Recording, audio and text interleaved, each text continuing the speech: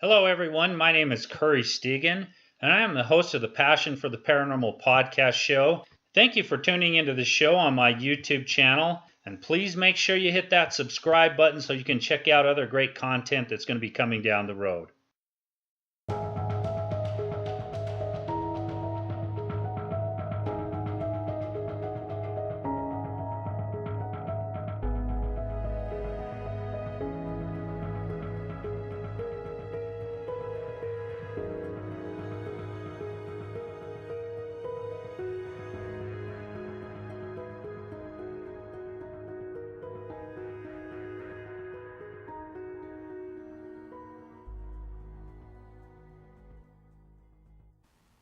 The Battle of Gettysburg, which took place from the 1st through the 3rd of July in 1863, was the bloodiest battle of the American Civil War. In this final climactic battle, known as Pickett's Charge, the Confederate Army under the command of Lieutenant General James Longstreet, with his troops from the 1st Corps and Lieutenant General A.P. Hill's 3rd Corps, mounted a final offensive against the Union position, which was dug in deep on the high ground on Cemetery Ridge. The Confederate Army mounted a charge across nearly a mile of open field where they were sitting ducks to the Union artillery fire. The Confederate Army suffered a crushing blow in this final assault, which many say was the turning point in allowing the Union Army to capture the momentum and eventually win the American Civil War. In the wake of this failed assault by the Confederate Army, there were over 5,000 Confederate casualties and over 1,100 Confederate soldiers lay dead on the battlefield, along with over 1,500 Union casualties. In total, over the three-day battle, over 7,800 Union and Confederate soldiers lost their lives. It is hard to imagine how so many young people's lives were so suddenly and tragically taken during the three-day bloody affair. You can only imagine the imprint this left on the grounds of Gettysburg. To this day, you can feel the energy of so many restless souls as you walk and gaze at the monuments where so many of the battles took place. You can feel a palpable sense of energy and sadness, yet there is also a strange and eerie calm to the place. With such unspeakable tragedy, it is no wonder so many people have had strange and unexplainable paranormal experiences as they visit these hallowed grounds. These are the Ghosts of Gettysburg. The opinions and views expressed by the guests of Passion for the Paranormal are not always the views and opinions expressed by the host. Hello once again, and welcome to Passion for the Paranormal, bringing a passion for the paranormal to you. I'm your host, Curry Stegan, and it's so great to be back with you again. I'm having a great time doing the show, and tonight I've got Mark Nesbitt joining me, and Mark is going to be talking about the Ghosts of Gettysburg. And another thing I want to do is share some information about a couple of recent Facebook polling questions that I did. And the first question dealt with Bigfoot, and the question was, do you believe Bigfoot or Sasquatch exists either as a primate, hominid, interdimensional, or something else? And on this question, 180 people voted, and out of 180, 110 indicated that yes, they do believe Bigfoot exists in some form. So that's 61%, a little bit higher than I would have thought that would have came out, so that was interesting. The second question was, have you ever saw a spirit or ghost or had a strange experience attributed to a spirit or ghost? And on that question, 136 voted, and of 136, 113 said yes, they've had some sort of ghostly encounter or ghostly experience. So that's 83%. Again, a little bit higher than I would have expected it to have come out. So it's interesting the way the numbers came out. Thanks to everyone who participated in the poll. I really appreciate your participation. And the other thing I wanted to mention is I've created a new website. So it is the Passion for the Paranormal website at www.passion4theparanormal.com. Right? Easy to remember. Passion4theparanormal.com. Okay, so the things you can do on the site, some really cool things. You can access past episodes.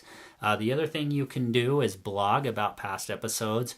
You can also share your experiences on the website. If you've had paranormal experiences anywhere from UFO sightings an alien abduction, Bigfoot sightings, a ghostly encounter or haunting, near-death experience, or any other related paranormal phenomena, I'm encouraging people to go on the site and share their experiences. And the other thing is I'm looking at starting a new series called Why I Believe, where I'm going to share some of these stories on future shows.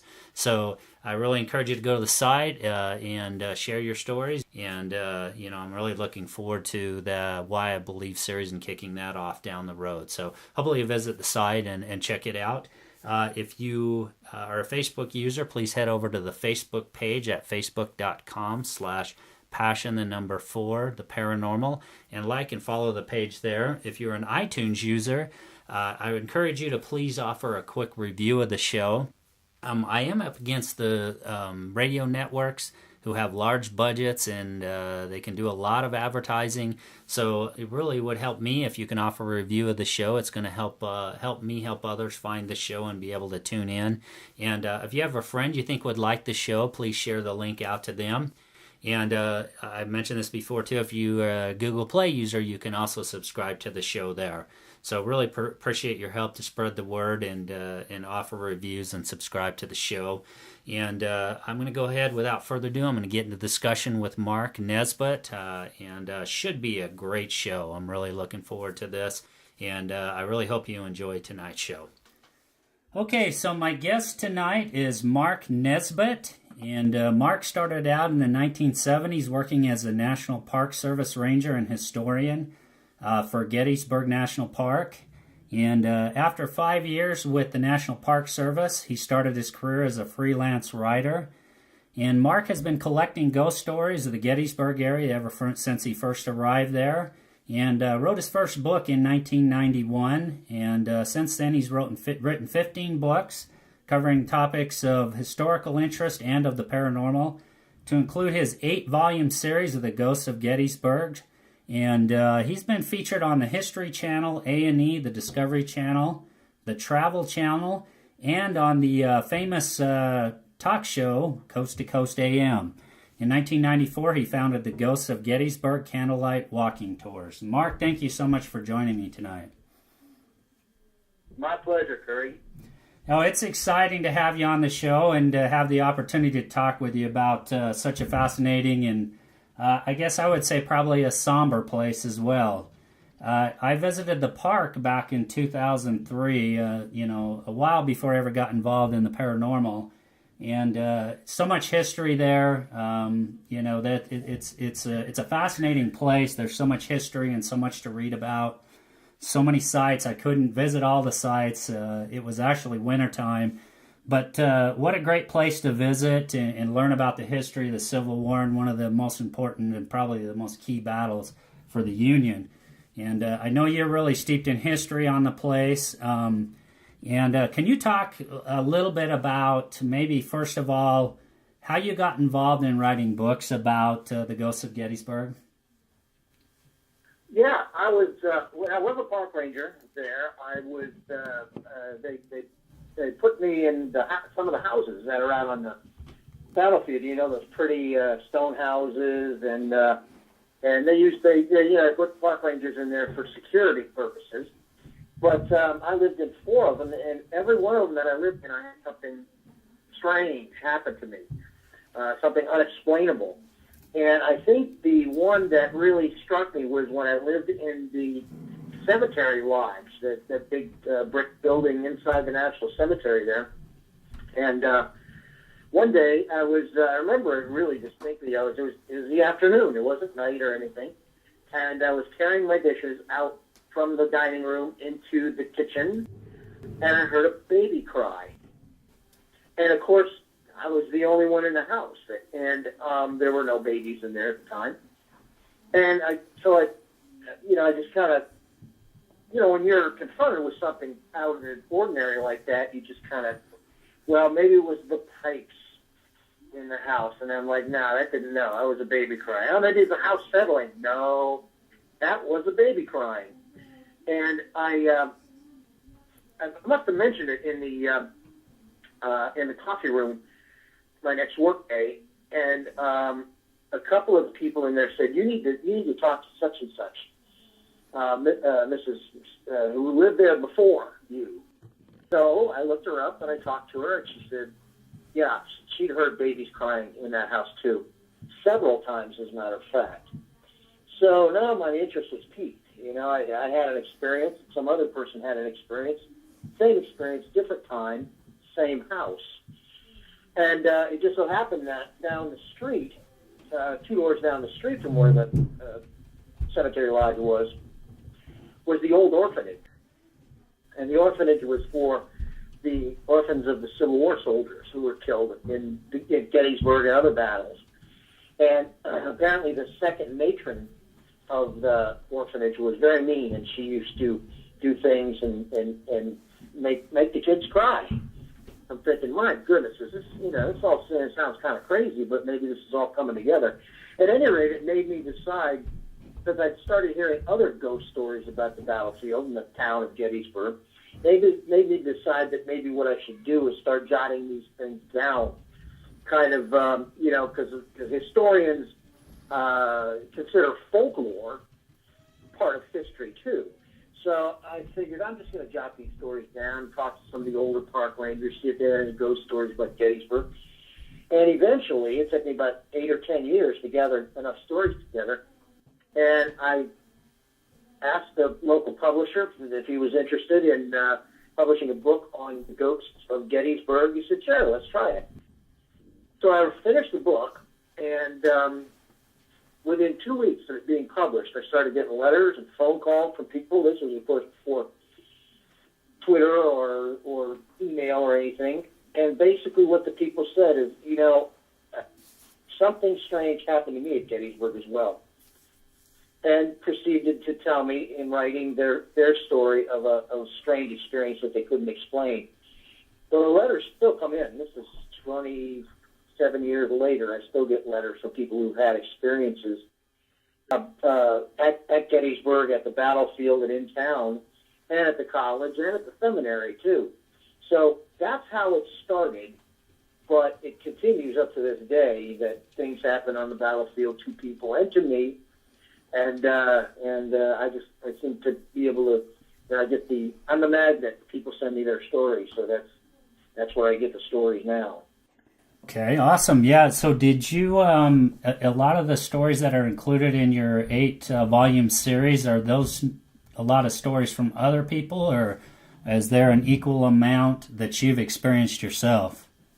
Well, about 1994, 1995, I went on my first paranormal investigation on the battlefield and started doing more proactive stuff. In other words, you know, kind of tweaking the ghosts.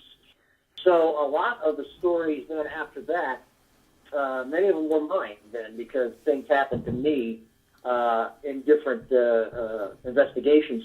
Then we brought we started the ghost tours in '94 and bought a Civil War house in '97, and then that gave us an automatic laboratory, I guess you might call it, to do paranormal investigations. So we've literally done hundreds of paranormal investigations in our Civil War house, discovered some things using various techniques, gotten lots and lots of EVP from the house, associated some of the spirits in the house with people who actually lived there at one time and died there. Civil War soldiers that were there at the time of the battle, because it was used by, you know, the town itself then became occupied by the Confederate soldiers, and they were in our building, probably from Georgia soldiers were in our building. We know that there were Confederate soldiers in there because 2 women who lived there at the time of the battle talked about it when they were interviewed later on. So we know that Confederate soldiers were there, and one Union soldier who was wounded, they hit him up in the attic. And then some other soldiers who are mediums that we bring in, discovered, and that we have basically talked to using EVP. And he seems to be a guardian spirit.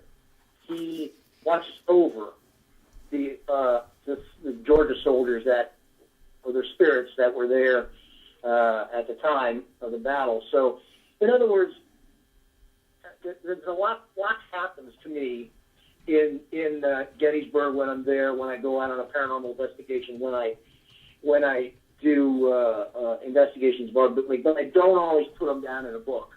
I keep all the notes, of course, but I don't always write about them because otherwise I'd have 2 or 3 books on just the building that I own there, and I'll try and get a lot of their various venues on the battlefield in the books. Wow. Yeah, that's fascinating, and especially the fact that you've been able to now. It sounds like you've been able to confirm, based on some of the evidence that you've gathered, that these were actually Civil War soldiers. I mean, or did you get names on when you've captured EVPs, and you were able to go back and confirm those names? We haven't in other situations. It's the people in my house. It's very, very difficult. I did get a name a fellow by the name of Mueller, but he was not in the Civil War. He was in town in that area. I don't even think our building was built. It was probably in the 18th century, but and that's almost impossible to track down. But we did. It was interesting because one of our mediums, we were in a place called the Gettysburg Hotel down on the square. Of course, that is right near one of the oldest, the James Geddes Tavern was one of the first buildings there. And one of the soldiers that, Lane Crosby, one of the mediums that we used, she said, there's a soldier here who says that he is he's local from Gettysburg. I don't understand what that means, but he's wearing blue. I said, well, there was a unit that was recruited here in Gettysburg. And I said, do you get a name? Do you get any kind of name? And she said, yeah, I get a name. It's Colbert's son. She said, but I don't know whether the name is Colbert's son or Colbert's son. In other words, the son of Colbert. And I said, this is really good because I can look up now and see if she's really contacting somebody. And sure enough, I got the archives and documentation for the Pennsylvania boys. In fact, they call them the boys that fought at home. And sure enough, on the monument there is the name Culbertson. And so she hit that right on the head with, and that's kind of an odd name. If she had said Smith or something, well, the Culbertson. So right. In terms of getting specific names, yeah, that's one of the contacts of specific people who were associated with the Battle of Gettysburg. For example, a staff officer for Jeb Stuart.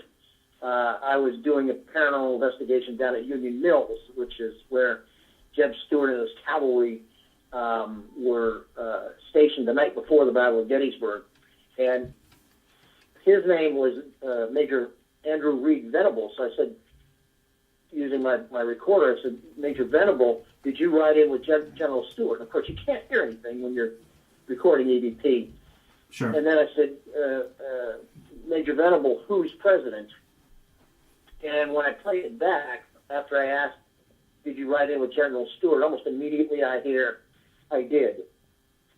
And then when I asked who's president, it's almost as if he's trying to gain his energy, and he says,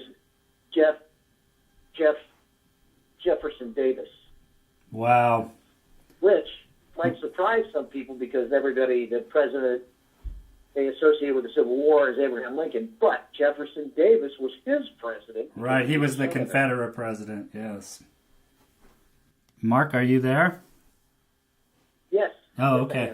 Sorry, I thought I had lost you for a minute there. Yeah, that's fascinating because, as you said, that would make sense because that was the president of the South at the time when they had been involved in the Civil War. Yeah, that's fascinating stuff.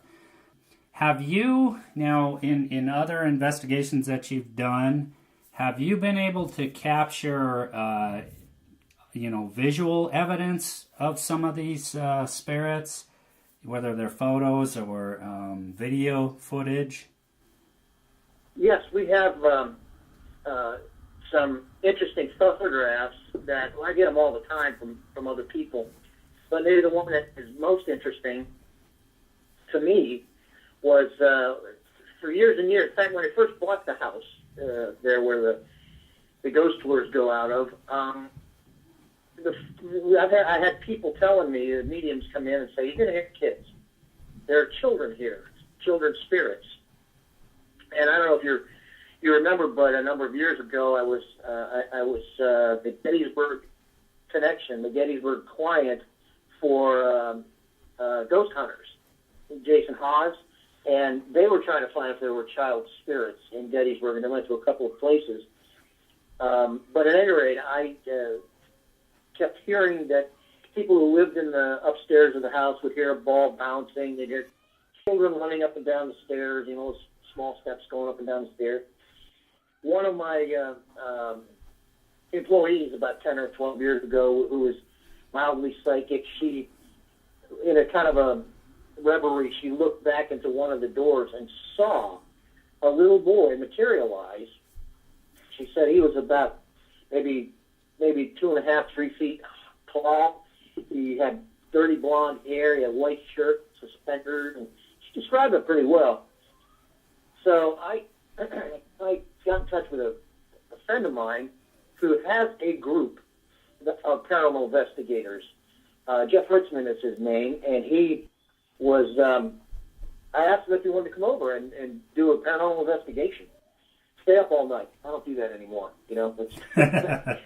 I invite people I trust in to come and do that. And so he, I said, just lock up the doors when you're done. He said, okay. So the next day he called me. He says, I got something really, really interesting last night. He said, we set up our equipment at one end of that building, and doggone if we didn't hear kids playing at the other end. So we tore down and went to the front end of the building, and we heard kids in the back part of the building. Wow. He said, so I finally said, the heck with this, and he said, I set my camera up in the middle room, which we call the green room, and I took about 50, 60 photographs back into the gray room, and he said, I got a picture of a child in there. And he sent it to me, and sure enough, you can see a little, what I think is a little boy. He's got looks like kind of like dirty blonde hair. You can see the white shirt, you can see the suspenders. So I believe that this is the same little boy that our friend saw, our employee saw. So that's pretty good evidence, I would say, in terms of in fact, this is almost, I consider it kind of like the Holy Grail. You don't really get super good photographs of ghosts. I know there's a ghost app out there now that everybody can get a real good picture of a ghost if they use the app. But this is a legitimate photo, and it's really kind of impressive. At least I'm impressed, and I've seen a lot of photos. Right, I do agree with you there. I've been doing paranormal investigating for a number of years, and video or any visual evidence is just so rare to capture. Can you talk about, did you have any paranormal experiences before you started working at Gettysburg, or was that really the first time you had experienced the paranormal? Curry, you're kind of fading out. Could you ask that question again? Could you get a little closer? Yeah, I apologize. So, was Gettysburg the first time you'd had a paranormal experience, or had you had paranormal experiences prior to working at Gettysburg? I may have had some experiences because back in the day, everyone said they always want to know if you've ever seen a ghost, and we'd always say, well, no. But it turns out only 10% of the stories I've collected are visuals. And there are a lot of other different ways to experience a ghost. I mean, you can hear one, which is about 61% of all the stories I've collected is auditory. You can be touched. Obviously the cold feeling that you get. I've had my sleeve pulled, and just the old feeling, the willies that people get. That's another way to experience them. So I may have had a paranormal experience when I was younger, before I came to Gettysburg. Maybe the experience that strikes me the most is just the feeling that I got from Gettysburg when I first started going there as a tourist. I mean, it's just a bunch of fields, and it's just a town. But almost everybody I talk to says that there's a really weird feeling that people get when they go to Gettysburg. I had a friend describe it as you go to Gettysburg and you feel the great crush of souls, and that pretty well sums it up. But then when I came to Gettysburg, that's when I really started getting more experiences. I don't consider myself sensitive or psychic or anything like that. I'm kind of a skeptic on all this. Getting harder and harder all the time to remain skeptical because of my experiences. But it's just one of those things where when I got to Gettysburg, that's when things started happening. Yeah, and I definitely agree with you on the comment about the energy you feel when you go there. When I had went and visited the park in 2003, you just feel a sense of, dare I say, just kind of sadness. I think I mentioned the word somber. It's a somber kind of feeling, but it's also, in contrast, there's also this kind of peaceful kind of feeling there to a certain degree too. I mean, to me, it's kind of hard to describe, but I remember standing out where they had pickets charged, that last big battle at Gettysburg, and just looking across that field and just trying to envision that battle unfolding. It was really kind of the last big battle of Gettysburg, and I just remember feeling I'm retired military, and that's when I ended up going there. I was on temporary duty in D.C. and traveled up there to see the battlefield. So glad I did, but I definitely got that same sort of sense that you're talking about. There is a certain energy to the place, and you feel it. Yeah, you and I aren't the only ones that feel it. I mean, almost everyone I talk to admits that there's something different about Gettysburg. I kind of liken it to, it's kind of like going into a church, When you look at it, it's just a building, but it feels different, and I think that's the way Gettysburg affects a lot of people. And a lot of people keep coming back. They just feel like they're compelled to come back for one reason or another. And I'm not sure why. Maybe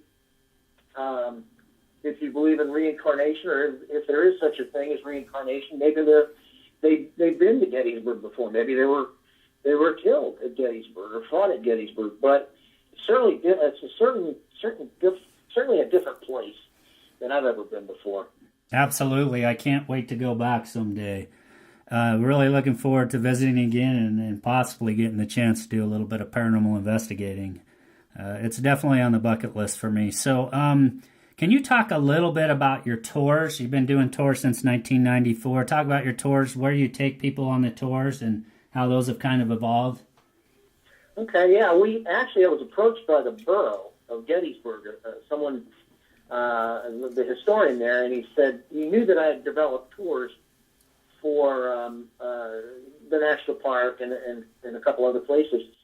And he asked me, he says, we're having a heck of a time getting people, tourists, to come from the south end of town and come into the town of Gettysburg itself, because all the tourist facilities were south, and the park had its headquarters down there. I said, yeah, I could probably do that. So I developed a tour, and the first one went off June 4th, 1994. And it was the Carlisle Street tour, so it went basically up towards the Gettysburg College campus, which is north of town. Started at the square and the traffic circle, and walked people around for about an hour and a half. And, at first, it's kind of funny. I was a little worried because I promised a teacher who had summer off. I promised her $3,000 to run the tours. And then I had about $3,000 worth of brochures printed up.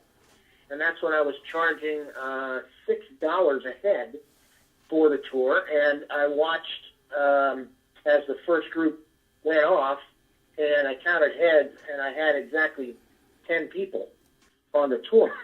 So I'm thinking, Mark, what the heck did you do?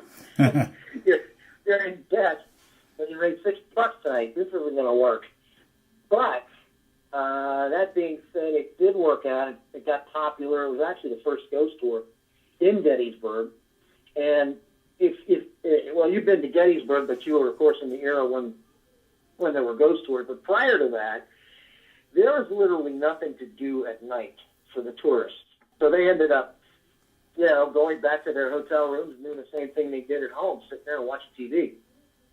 But this gave them something to do at night, and I think that's why they became popular. And eventually, then I had enough confidence in them that I ended up buying the building on Baltimore Street. We end up right now. We offer in the season. We offer 4 different tours. I shouldn't say right now because our season's not over, but it's kind of October is kind of like the highlight of the season, and we offer 4 tours there on weekends. We're open on weekends now, and we'll be until Thanksgiving. But then we'll open up again in March. So it's not quite a year, full year round, probably 9 months or 10 months out of the year. But there's not that many people in Gettysburg in December and January and February. It's a summertime vacation, I think, for most people. So we do offer 4 tours during the season, and there was a time when we offered more than that. The Seminary Ridge tour, which was up in the on the Confederate part of the Confederate battle line. We switched that because we now have a Confederate West tour, which takes you along the Confederate battle lines in town. And at one time we had a ghost train tour. We hooked up with the Gettysburg Railroad, and that was a very, very popular tour and a lot of fun. But then when the recession kind of hit in 2008 or 9, it got too expensive for them, and they weren't making as much money as they could, and so they decided not to run it anymore. But they did offer to sell me the railroad, which thankfully I turned down. I'm a writer. I don't want to be a railroad man. Right. Can you talk a little bit about, now, do you still take people on paranormal investigations there? And if you do, are you allowed to take them on the battlefield to do some investigating, or is it primarily just at your the building you purchased? Yeah. What we do is we do teaching investigations. We were doing them with places like the Cashtown Inn, and every once in a while we would do one in our own building, which is a treasure trove, as you heard, of paranormal experiences. But we like to do a whole weekend, or at least several hours. We like to do several hours of it. And because I don't think you can, I know there are some groups in Gettysburg now, because there are other ghost tours, that try and, they'll pass out equipment, and they'll take groups out to like Sachs Covered Bridge, and they kind of just let them loose. And of course, they charge money, but you can go out there for free. And they don't really do a whole lot of teaching, as far as I know. It takes a while to get used to the equipment, because there is a lot of equipment involved, to teach how to do and take photographs correctly, how to protocol in terms of getting EVP and that type of thing. And so it's a little bit longer type of a learning thing that we take people through. One of the things that we did start doing the last couple of years is having a haunted crime scenes weekend.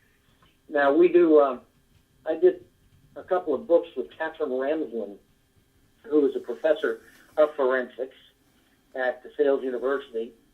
She is also a paranormal investigator, and she recognized that a lot of the techniques that paranormal investigators use are also used by CSIs, crime scene investigators.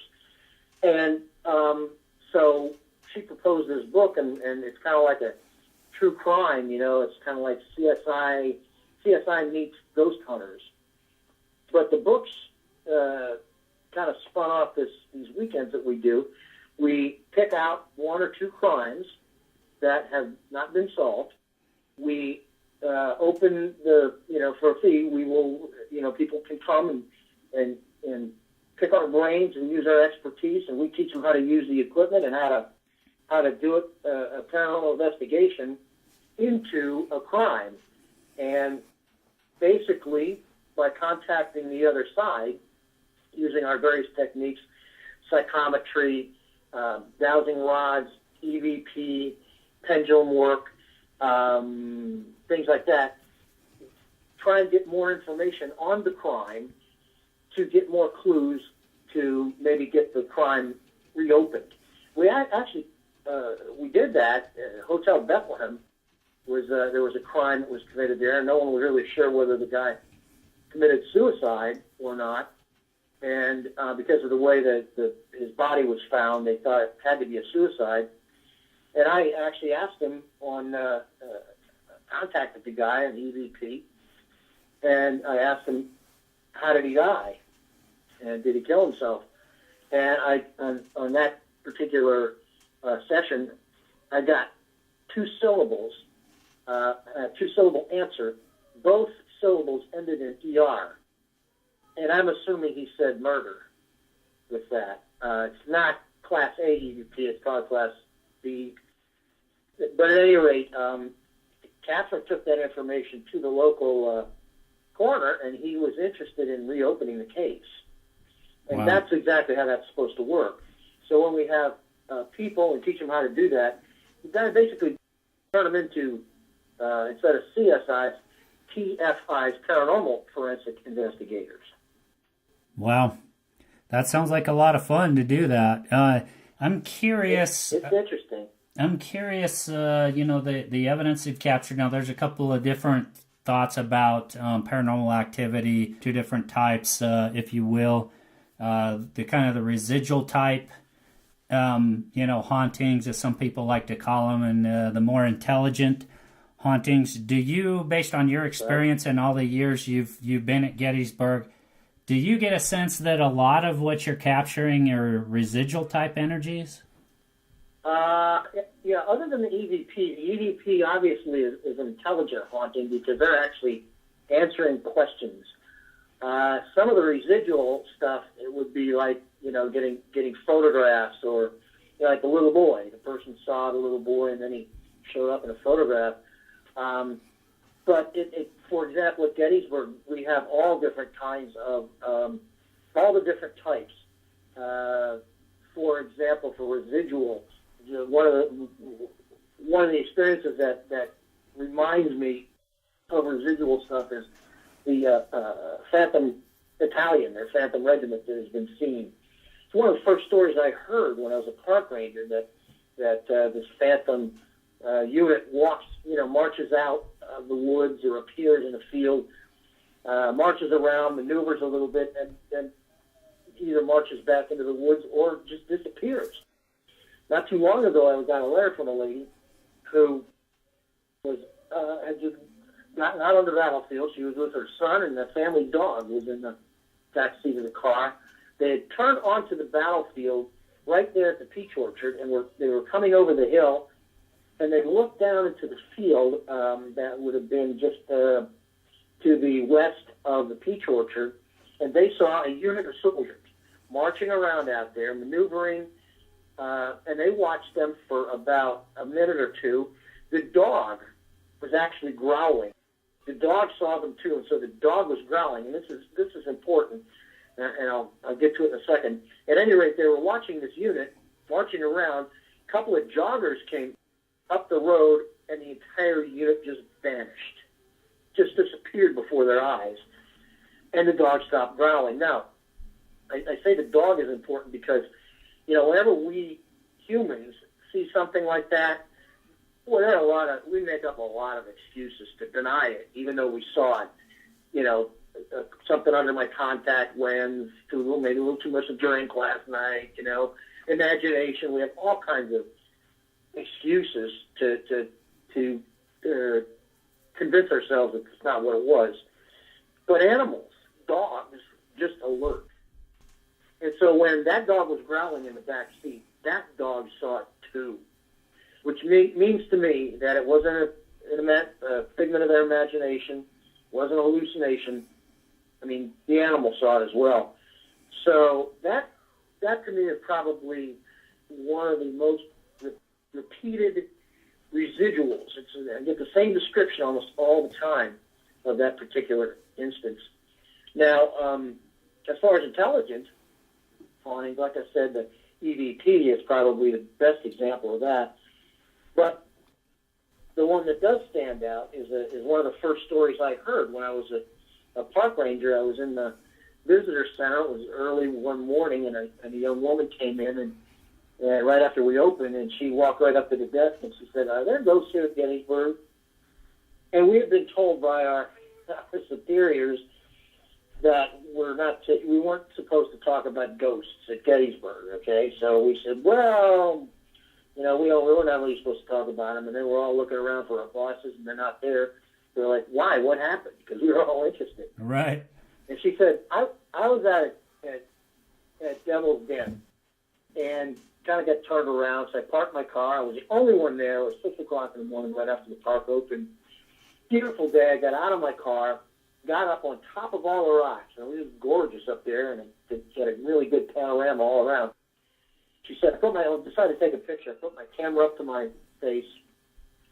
All of a sudden, I got this feeling that there was somebody there. So I turned around, and sure enough, there's this guy standing there.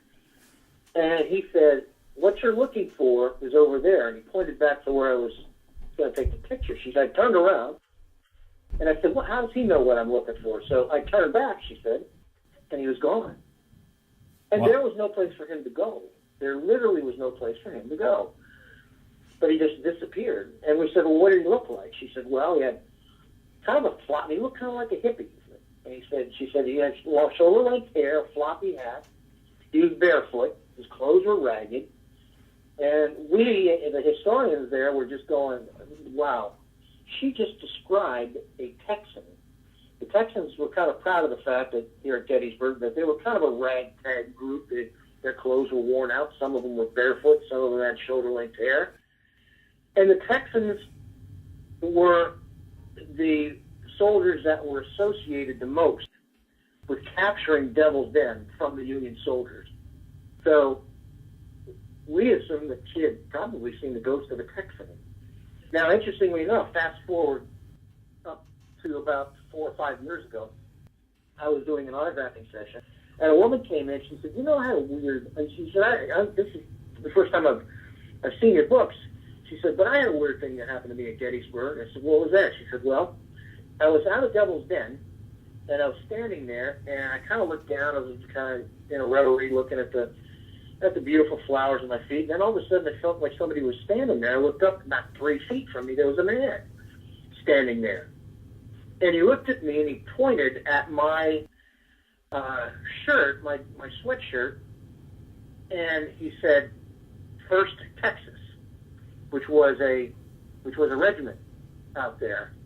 She said, I looked down at my shirt. Sure enough, I had my Texas Longhorn sweatshirt on, and I looked up, and he was gone. Wow. He was standing like 3 feet from me.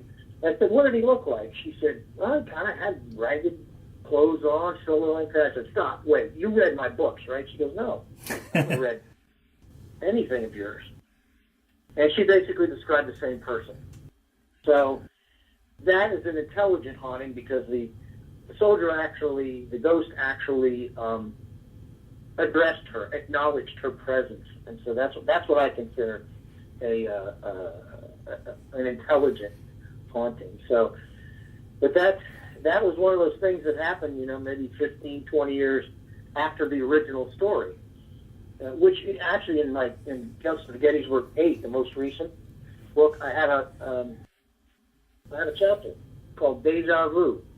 And it's about all the stories that I'd heard anywhere from 20 to 30 years ago that have repeated themselves. Same event, same story, usually the same venue, but different people, almost a generation later. And there are a lot of them. So that is kind of interesting to me when things repeat themselves like that.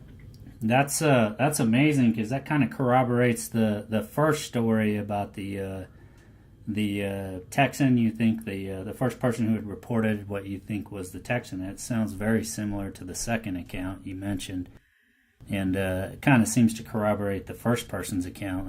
That's amazing. Can you talk? Yeah. There's a lot of talk about people when they visit Gettysburg. You know, whether they're paranormal investigating or not, there's been stories of people hearing noises that you would hear, like whether it be musket fire or cannon fire or that sort of thing. Have you experienced that as you've been out investigating?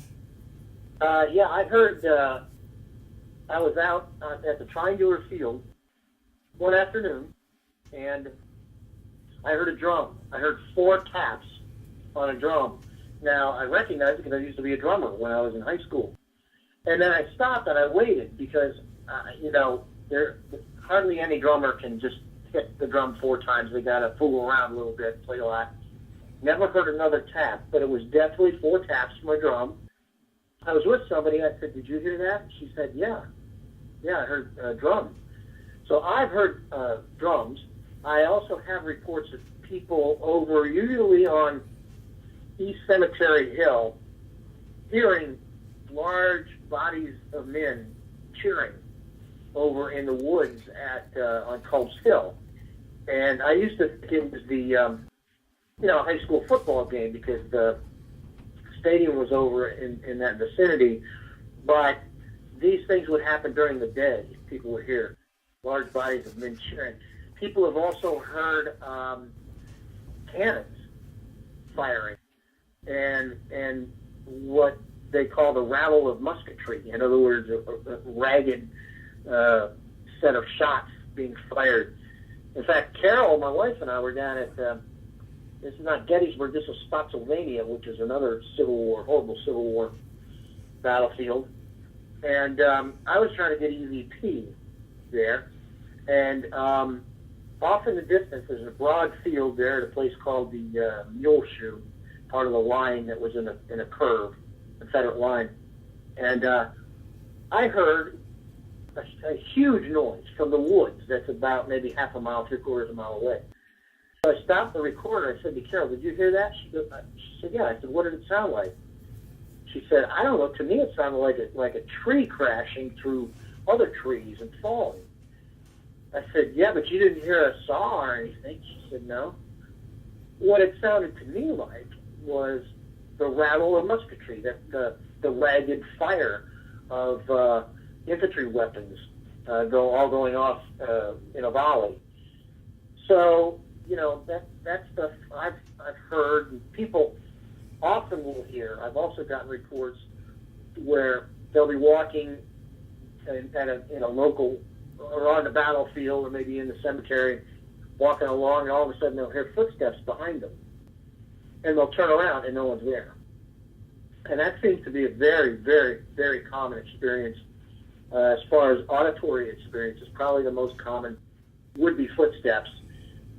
But, all the senses are involved. People have been touched, been tapped. They've heard their own name whispered in their ear.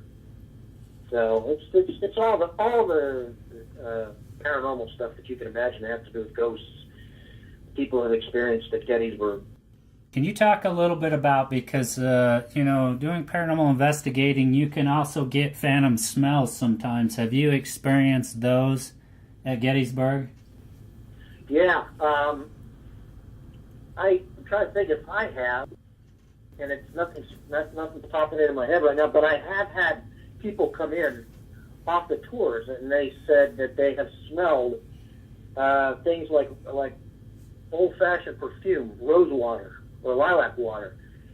And I have to explain to them, I said, well, that was probably a phantom smell, because right after the battle, the decomp was so bad, because, you had probably 8,000 or 10,000 bodies you had 5,000 horses out there, and people were getting amputations. Even the ones who survived the battle, those limbs were being thrown out in the fields and outside the hospitals. So the wind would shift, and the smell of decomp was so bad that the women in town would start to carry around handkerchiefs soaked in rose water, and so that they could walk around. If they get a smell of that, they put it up to their face. And I think that might be what some of the people are smelling when they smell that sweet rose water smell. People will also talk about smelling rotten eggs, and they can't figure it out. I'm like, sulfur, what? I don't understand it. Well, sulfur was a main component of black powder, the main propellant at the time for the cannons and muskets. And it would, if you've ever been to a reenactment and go into their camp, that's one of the things you smell, is because it gets in the clothing of the reenactors after a battle. You just can't get it out for days. And so that was a major smell on the battlefield, is that rotten egg smell, a sulfur smell. People report it all the time. And so those smells are very common. Tobacco, cigar smoke on our tours when nobody's smoking. No one nearby is smoking, they'll smell the tobacco. Very common in the Civil War area, yeah. So, yeah, that's another thing that happens to people at Gettysburg. They'll smell something. Now, these Civil War reenactments they do in Gettysburg, some of the battle reenactments, I don't know if you've been involved in any of these. Have they actually stirred up paranormal activity during some of the battle reenactments? Yeah, I've gotten stories from reenactors. I got.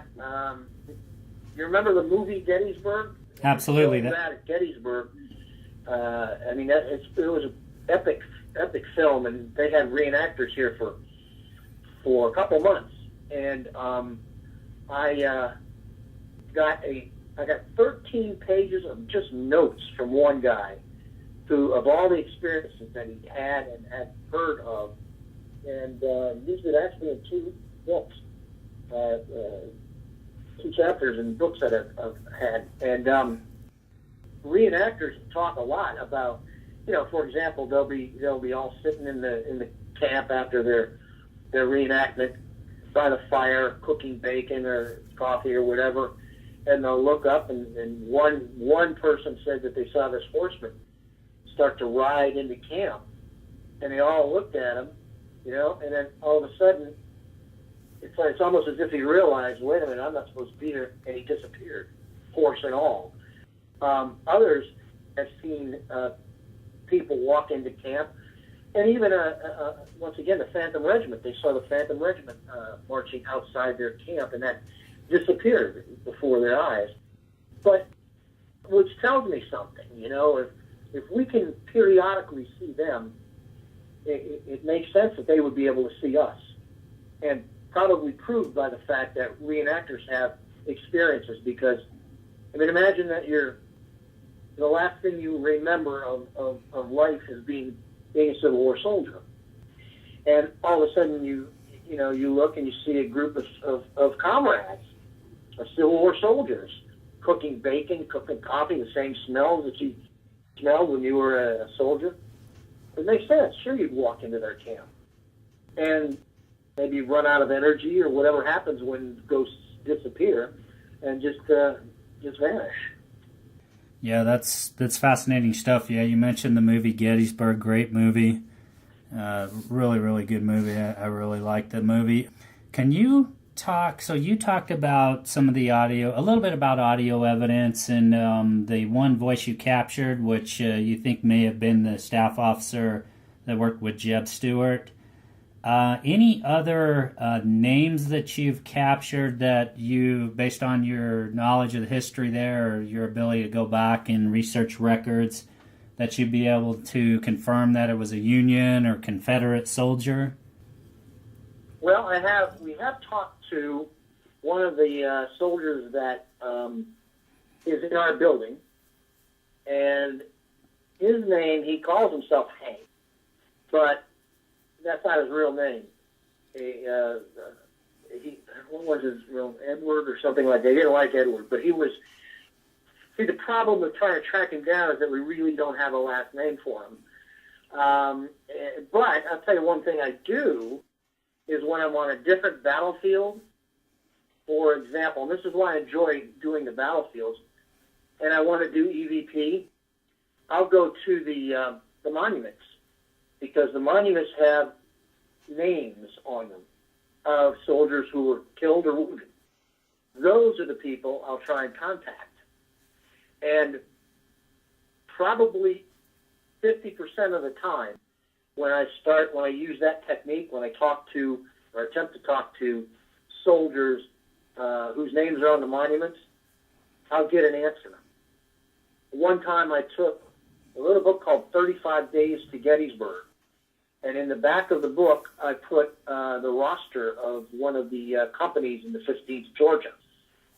One night I was with a friend, and we went out to the Triangular Field, which is where Georgia fought, right near Devil's Den. And I started reading off the names from the roster and giving them time to answer. I basically called them together for pay, like it was muster for payday. And when I played it back, I got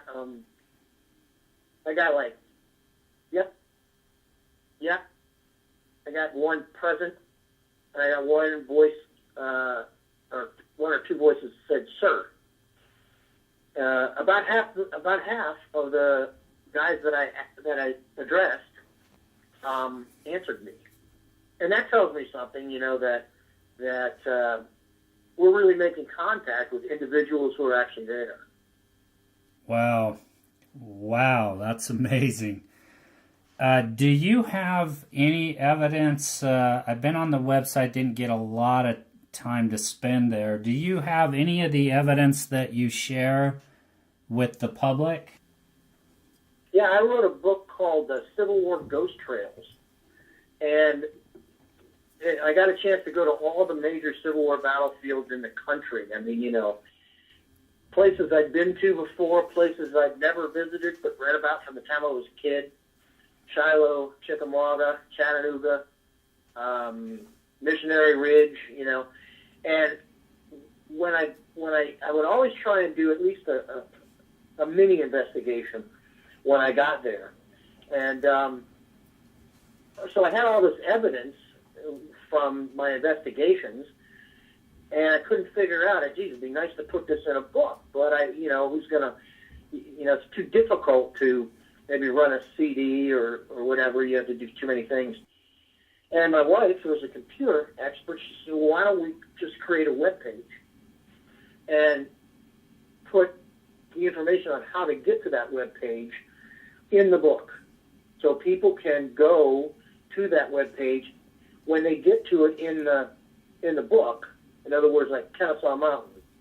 When we get to that, when they get to that part in the book where I say, I was getting EVP in front of a place called the Dead Angle, and then we're pinned down there in front of this angle for 20 or 30 years. And I asked the soldiers there, I believe they were from Indiana or Illinois, I asked them, what was the fighting like here? And I got one word: murder. That is, now you can actually access that going through to the website that we had. That's in the book, of course, in the Kennesaw Mountain section. But that stuff is available, and I could probably email a couple of these things to you that we talked about tonight, if you'd like, Curry. No, that would be amazing. I would greatly appreciate it if you could. I think it'd be a lot of fun just to kind of listen to some of the audio evidence. Gettysburg's an amazing place for me. As I said, I really do want to go back. Now, you've also started doing ghost tours at Fredricksburg, Virginia, which is another famous Civil War battleground. Just real quick, can you talk a little bit about how that's differed from your experiences at Gettysburg? Right. I forget what year it was, 2006 or 7. We went down, and they actually once again invited me. I gave a keynote speech to a Mid-Atlantic Tourism and Promotion Association, and talked about ghosts as a product. And there was a lady there who was from Fredricksburg. She asked me, "Do you think you could bring your ghost tours to Fredericksburg?" And I said, "It'll take a year, but yeah." So I put together all these, did all this research, put together all these stories, created a walking tour, and we ran that for a number of years. But it got to the point where we needed, my daughter was actually running the tours and had a house down there. Then it got to a point where we needed her back in Gettysburg, so we brought her back in Gettysburg, and we tried to run the tours as a kind of a virtual type thing where, my wife would drive down there on a Saturday just on weekends and then drive back. But it got to be a little tedious. So what we did is we handed the tours over to one of our guides, and she is now running it. It's not Ghosts of Fredricksburg anymore. I think it's called Haunted Fredericksburg or whatever. But people want to go there and look it up. It's our tour, the one I developed, but she is running it now. And we kind of just handed it over to her. So it was a lot easier for her to do it because she doesn't live too far from the battlefield. Right. So another famous building, at least from paranormal investigating standpoint in Gettysburg, a lot of people talk about the Jenny Wade House. I think it's been featured on a couple of the paranormal shows, Ghost Hunters, Ghost Adventures. Have you had a chance to actually investigate that location? Yeah, we investigated that before it was known to be haunted. We had heard a few things about it, and so we went in there with a radio station was broadcasting live from some haunted places in Gettysburg, and that was one of them. And I got there, and we went down into the basement, and in the basement of the Jenny Wade house, which is where her body was taken after she was shot and killed. Jenny Wade was the only civilian killed in the 3-day battle of Gettysburg. She was baking bread and was shot in the back through 2 doors, so it was an accident. At any rate, her body was down in the basement for a while, and there is a chain today that runs between the area where her body was and a brick column and the wall, and it's hooked into a solid stone wall and a solid brick column. And I got down there, and all of a sudden, somebody said, "Look," and the chain was actually swinging back and forth. Now, it wasn't, we experimented on it, we touched the chain, and it did kind of a wave thing. This was actually moving as if it was welded together. And Carol Kirkpatrick was our medium that day, and I said, "Carol, what's that?" She said, "That's Jenny's father." I said, "What do you mean, her father?" She said, "Yeah. As soon as I came into this house, I felt a feeling of unfinished mourning, mourning, that someone didn't have a chance to mourn Jenny, and it's her father. That's who I feel that is." And sure enough, she didn't know this, but Jenny's father, when she was killed, was actually incarcerated.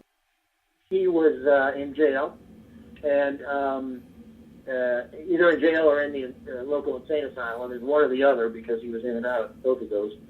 So he really didn't get a chance to mourn his daughter, who was killed, became the only civilian killed in the 3-day Battle of Gettysburg. Wow. Yeah, it sounds like another great place to be able to do some investigating. There's, we talked about this already. I mean, so many people died in those 3 days of fighting. Depending on which numbers you read, I think, well over 7,000 is just the numbers I've seen that actually died, and over 50,000 casualties, whether dead, injured, missing. Just so much death, and we talked about the energy of the place, but there was amputations going on, just horrible. I mean, just horrible to even imagine during that battle.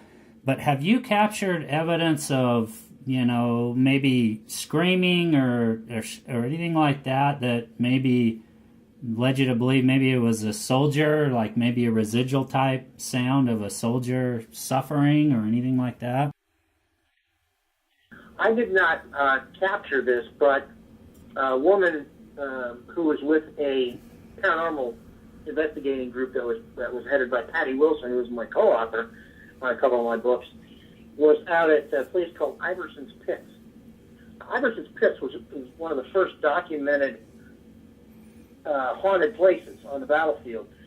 What happened is that Iverson's North Carolinians had gotten out there into this field, and all of a sudden were kind of like ambushed. And it was just a volley from the Union troops, and somewhere around 200 or 300 went down almost immediately. A bunch, maybe a third of those were killed immediately. And when they went out to bury these guys, they said you could look along their feet where they fell. It was like they were still in marching, lined up to march. So they buried these men out there, and although they exhumed the Union soldiers' bodies in the next few months to take them up to the National Cemetery, the Confederates, they didn't want them buried next to the soldiers that they were trying to kill, the Union soldiers. So the Confederates remained on the battlefield to the 1870s, 71. And when they exhumed the bodies from Iverson's Pits, it was just, actually, I say bodies, it was just remains. They just took them out, and it left a long depression out in this field. You can't see it anymore because it's been plowed over many, many times, but the depression was there for many years. And the farmer who owned the land couldn't get his workers to work out there.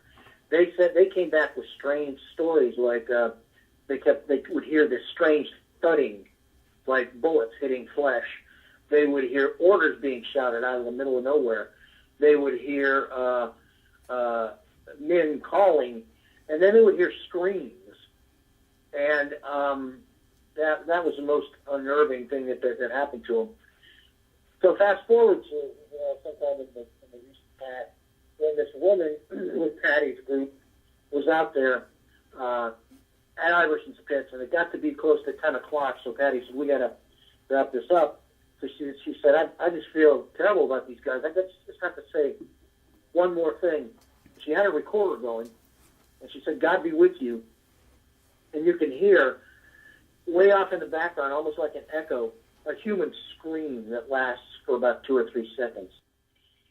It is the weirdest thing, I think, one of the weirdest things I've ever heard recorded.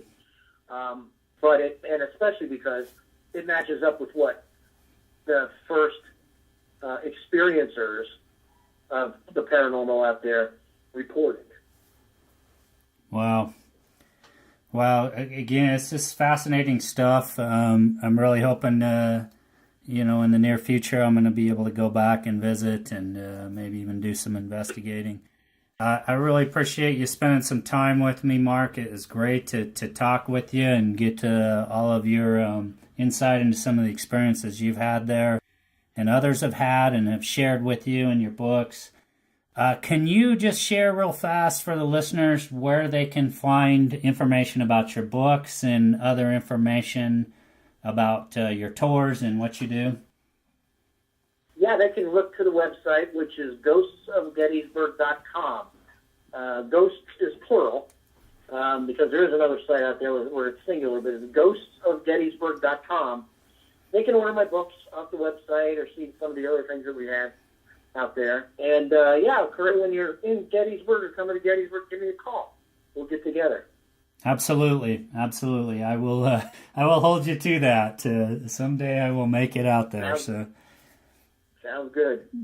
Well, great. Thanks again so much, Mark. It's been a pleasure talking with you, and the best of the luck in the future on your tours and all the work you're doing out there.